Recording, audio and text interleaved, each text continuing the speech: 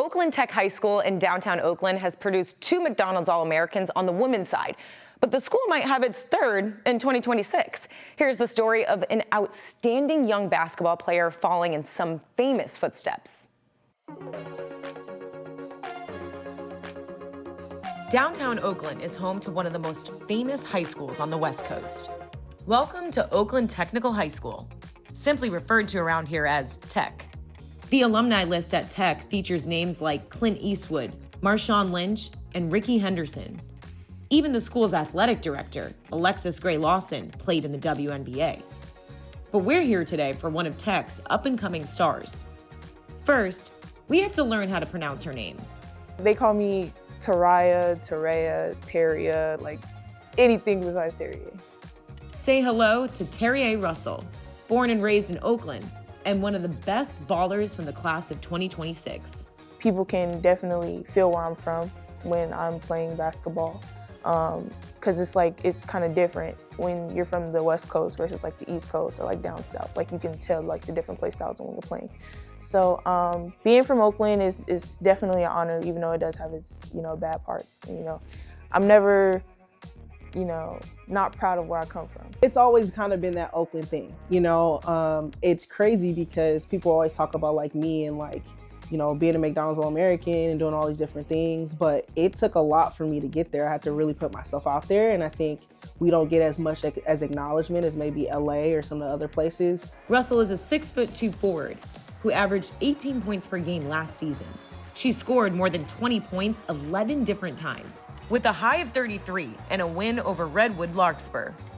She approaches every game with the swagger and edge of so many Oakland players who preceded her. Actually, the first time that I ever seen Terri'a play, I think she was in 7th grade. And I mean, she was a monster. And you could tell she was just raw, trying to figure it out, and she's gotten better every single year. And that's really all you can ask for. Players just get better every year. Because Oakland lacks the glamour of San Francisco or the star power of Los Angeles, kids here can get overlooked. That's how Russell became one of the most underrated players in the class of 2026. Whichever college program lands Russell will be very, very lucky. Definitely looking to be in a Power 5 school as far as college. I want to be as best as I possibly can be, reach my full potential, whatever that is. And, I'm still climbing there, still trying to get there, still trying to figure that out. I know I'm a great player. Russell is different because she was born different.